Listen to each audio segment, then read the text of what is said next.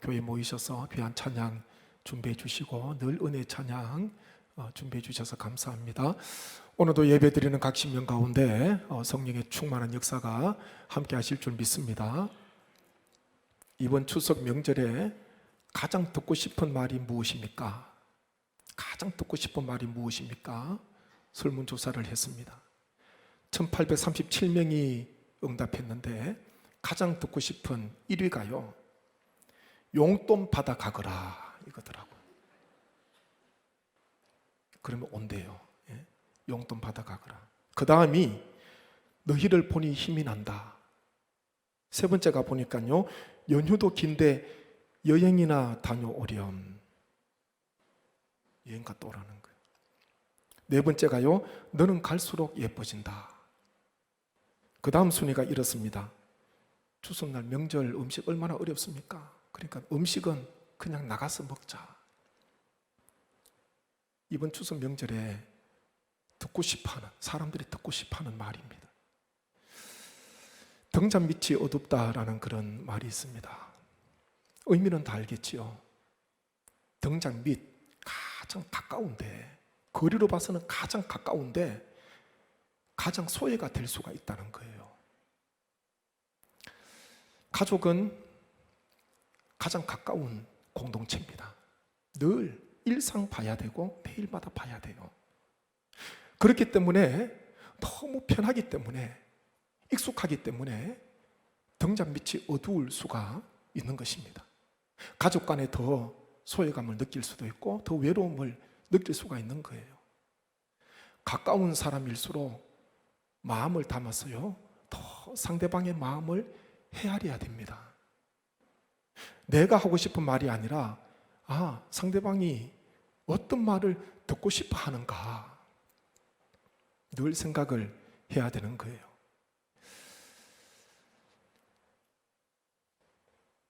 오늘 읽은 말씀을 보게 되면은 이 상대방의 마음을 헤아리지 못하고 이 자기의 말을 함으로써 안타까운 그런 삶을, 결과를 맞이한 인물이 등장하지 않습니까? 그 사람이 다윗의 아내요 사울의 딸인 미갈입니다. 다윗 왕은 오벳 에돔에 머물고 있던 하나님의 궤를 기쁨으로 메고 왔어요. 다윗이 직접 맨 것이 아니라 고핫 자손이 맺겠지요, 법에 따라서. 그리고 다윗 성 예루살렘 시온에 안치하게 됩니다.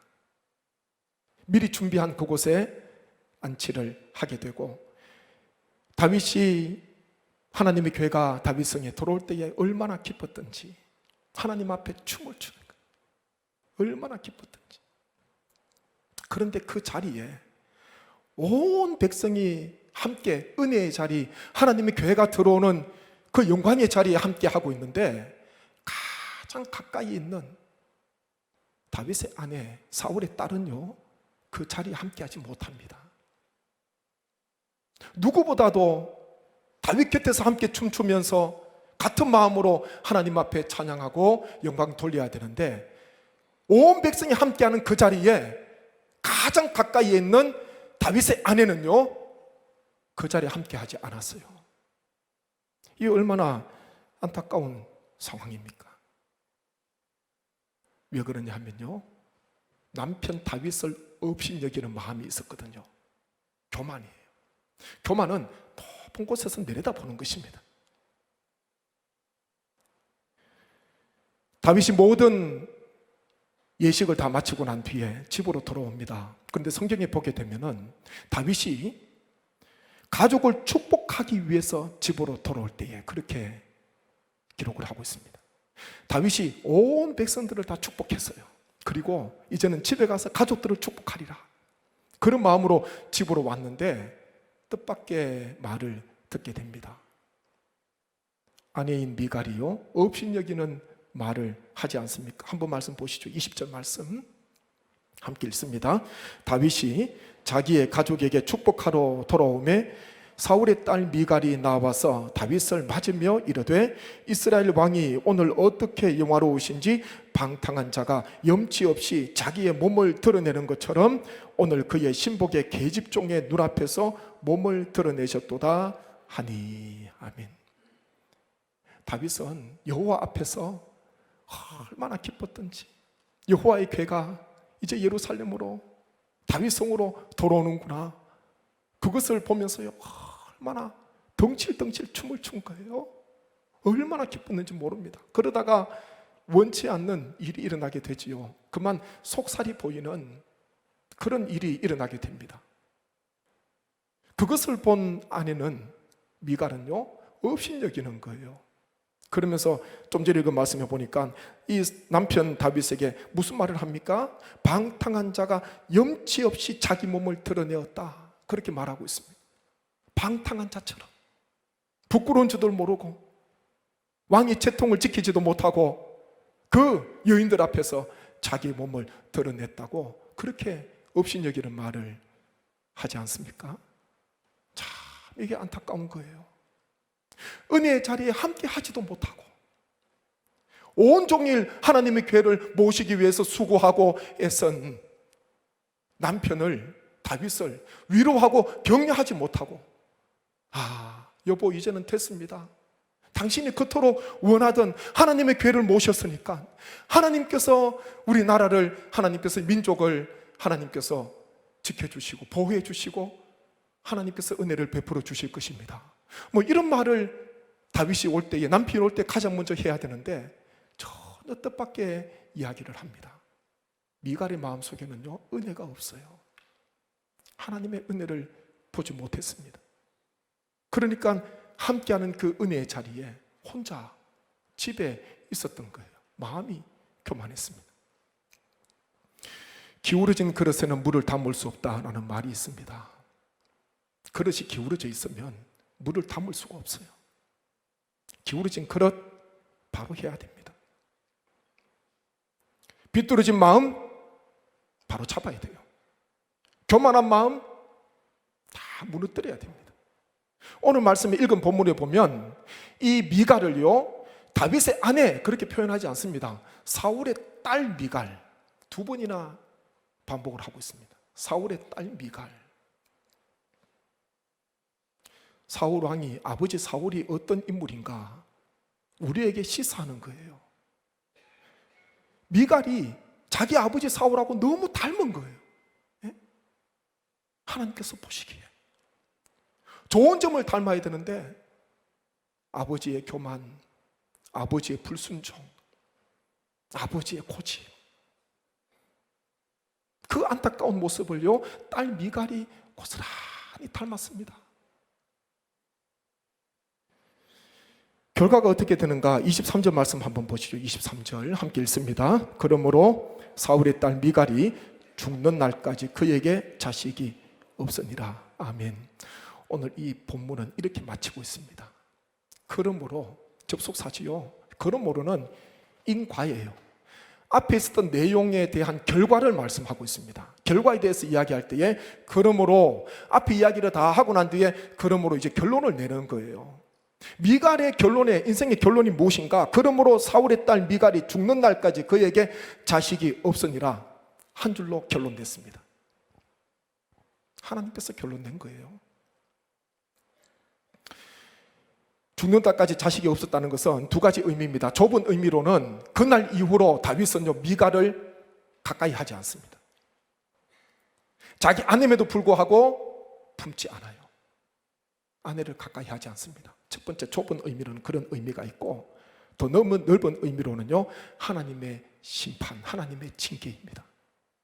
하나님께서는 다윗 후손을 통하여서 구원자 메시아를 계획하시는데 그 거룩한 계보에 사울 왕의, 그리고 이 미갈이 그 다윗 왕조에 영향을 미치지 못하도록 차단하신 거예요. 끊으신 거예요. 미갈이 자신이 부족해서 자식을 얻지 못했다, 그게 아닙니다. 하나님께서 심판하신 거예요.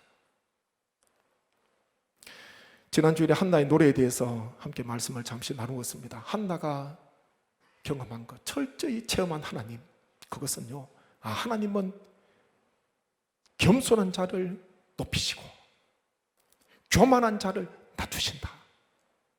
이것을요, 한나는 기도하면서 하나님께서 하시는 역사를 바라보면서 철저히 깨달았던 거예요. 교만한 자 하나님께서 낮추신다는 거예요. 누구를 높이시는가? 늘 하나님 앞에 겸손한 마음으로 엎드리고 가슴을 치고, 저는 죄인입니다, 저를 불쌍히 여겨 주옵소서, 하나님의 은혜를 구하는 자, 겸손한 자를 하나님께서 높이시는 것을 경험했지 않습니까? 그래서 자신의 입으로 진퇴에서 걸음더미에서 높이셨다, 그렇게 고백합니다. 사무엘상 2장 3절 말씀 한번 보십시오. 함께 읽습니다.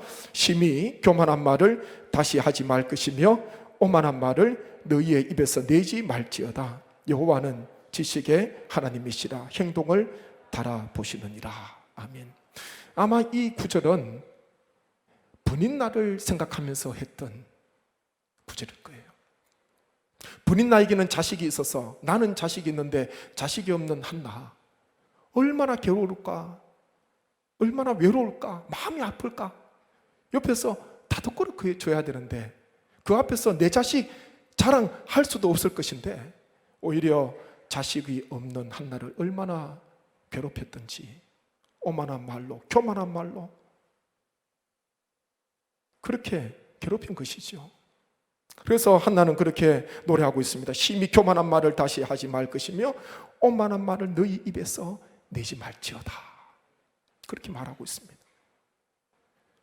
하나님께서 겸손한 자를 높여주시고 하나님의 은혜를 구하는 자를 하나님께서 들어서 사용하시고 서실 줄 믿습니다. 이런 은혜가 우리 삶 가운데, 가정 가운데 충만하시기를 간절히 바랍니다. 우리가 닮아야 되는 인물은요, 오늘 말씀에 나오는 다윗이에요. 다윗. 17절 말씀 한번 보십시오. 17절. 여호와의 궤를 메고 들어가서 다윗이 그것을 위하여 친 장막 가운데 그 준비한 자리에 그것을 두매 다윗이 번제와 화목제를 여호와 앞에 드리니라, 그렇게 말씀합니다. 하나님의 궤를 두고 난 뒤에 두 가지 제사를 드립니다. 첫째는 번제를 드렸고 그 다음에는 화목제를 드렸습니다. 번제는 우리가 잘 알아요. 제물을 완전히 제단에서 불태워서 하나님께 그 냄새를 올려드리는 것, 그것이 바로 번제입니다. 이것은 온전한 헌신을 의미합니다. 그 다음에 드렸던 것이 화목제예요. 화목제는 이 제사 이름에서 알 수 있듯이요, 하나님과의 화목을 목적으로 드리는 제사가 바로 화목제입니다. 다윗은 하나님의 궤를 모시고 난 뒤에 가장 먼저 번제를 드리고, 그리고 하나님과의 관계를 원하면서, 이스라엘 백성들과의 하나님과의 관계를 회복을 원하면서 하나님께 화목제를 올려드리게 되었습니다. 그런데 이 화목제의 특징은 다른 제사하고 좀 다른 게 있어요. 가장 특별한 점은요, 화목제를 드리고 난 뒤에 드린 화목제물을 함께 있는 사람들과 나누어 먹었다는 것입니다. 그게 화목제의 특징이에요. 하나님 앞에 화목제를 드리는 것으로 끝난 것이 아니라 화목제를 드리고 난 뒤에는 함께하는 사람들과 함께 이 제물을 나누어 먹었습니다. 그래서 오늘 말씀을 보게 되면 백성들이 집으로 돌아갈 때에 모든 백성들, 남녀 물론하고요, 다 한 사람이 각자에게 화목제물 고기를 주고요, 또 여러 몇 가지 음식을 줬지 않습니까? 한번 18절 19절 보십시오. 18절 19절에 보면 다윗이 번제와 화목제 드리기를 마치고 만군의 여호와의 이름으로 백성에게 축복하고 모든 백성 곧 온 이스라엘 무리에게 남녀를 막론하고 떡 한 개와 고기 한 조각과 건포도 떡 한 덩이씩 나누어 주매 모든 백성이 각기 집으로 돌아가니라. 아멘. 화목제를 드리고 난 뒤에 화목 제물을 나누어 줬습니다. 다윗이 얼마나 기뻤던지, 뭐 사람이 얼마나 많이 모였겠습니까? 그런데요, 남녀를 막론하고 그 자리에 있었던 모든 사람들 집으로 돌아갈 때는 고기와 떡덩이들을 각자에게 다 주었다. 이 집으로 돌아가는 백성들의 마음이 어떨까 한번 생각해 보십시오. 얼마나 마음이 기쁨이 있을까? 얼마나 감사가 있을까?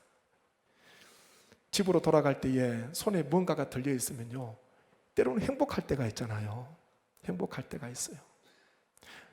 아이들이 어릴 때는 아빠가 멀리 갔다가 집으로 올 때에 절대로 빈손으로 오면 안 됩니다. 네? 절대로. 좀 크면은 괜찮아요. 어릴 때는요, 뭐라도 가지고 와야 돼. 아니면 그냥 그날 밤은 안 들어와야 돼.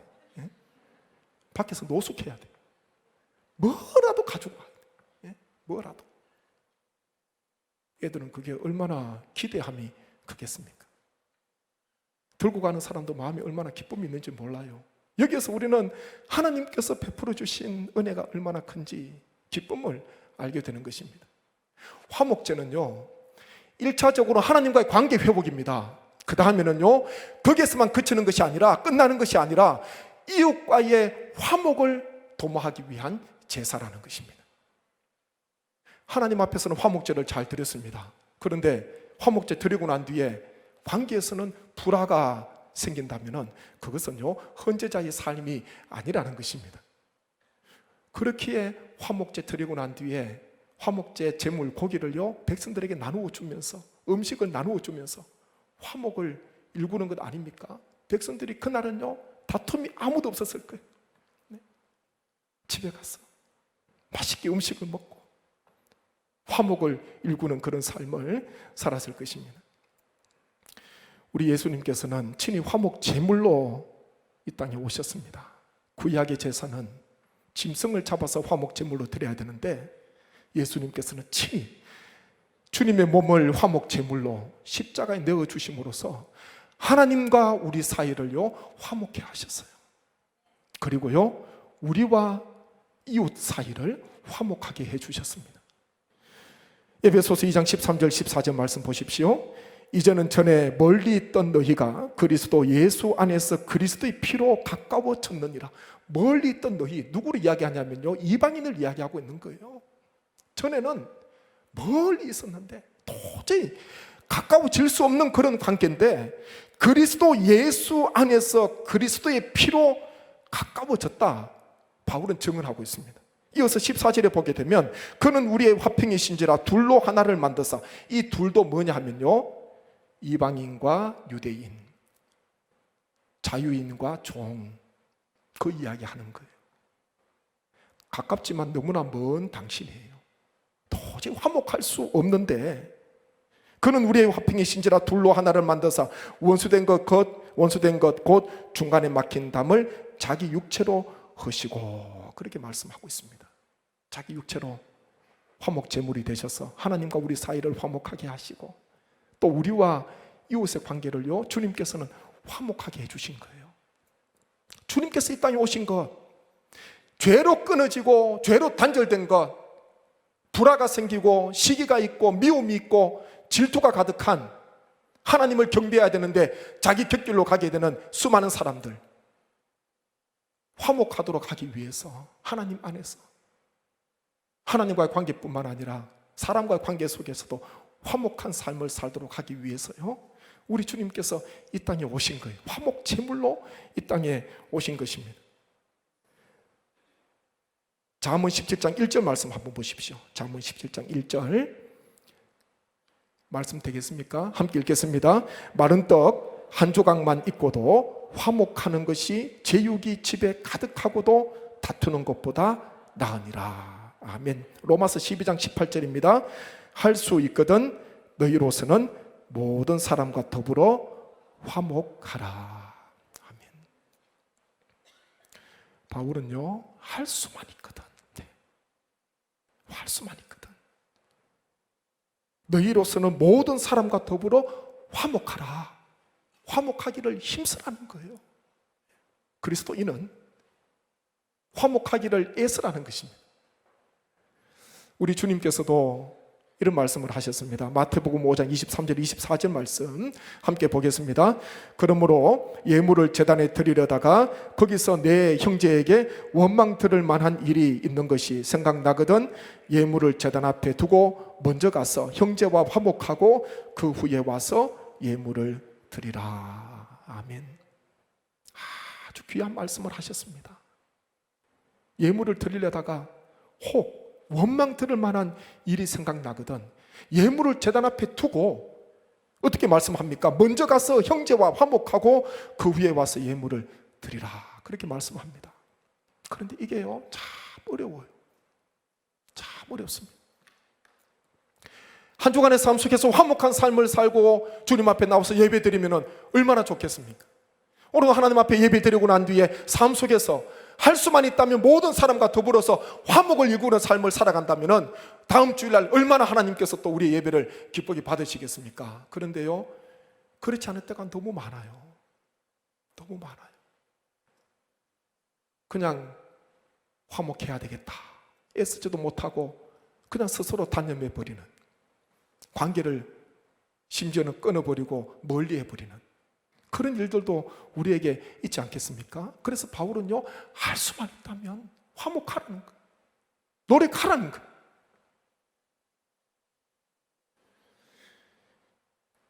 추석 명절이 다가옵니다.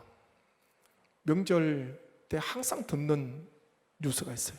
이번에는 안 나오면 좋겠는데 명절 때마다 들리는 소식은요 어느 가정이 어디에서 추석 명절날 가족들이 다 모였다가 화목하게 지냈더라 그런 소식보다는 거기에서 싸움이 일어나고 심지어는요 있을 수도 없는 일들이 일어나는, 이 가정이 깨지고 모였다가 기쁨으로 돌아가야 되는데 오늘 말씀에 나오는 백성들처럼 돌아갈 때는 마음이 갈기갈기 찢어져가지고 마음의 원한을 품고 그런 불편한 마음으로 명절을 헤어지는 그런 사람들, 제가 그런 소식 들을 때마다 가끔은 그런 생각이 들어요.